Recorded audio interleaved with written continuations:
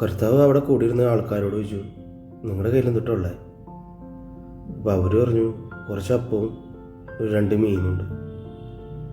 കർത്താവ് പിന്നെ അതങ്ങോട്ട് വാഴ്ത്തി അതെല്ലാം എല്ലാവർക്കുമായിട്ട് അങ്ങോട്ട് വിളമ്പി.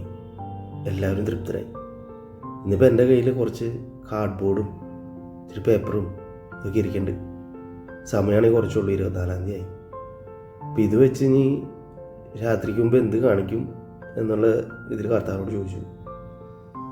അപ്പോൾ കർത്താവ് പറഞ്ഞു, നീ അങ്ങോട്ട് നോക്ക്. അപ്പോൾ പിന്നെ നോക്കാമല്ലേ.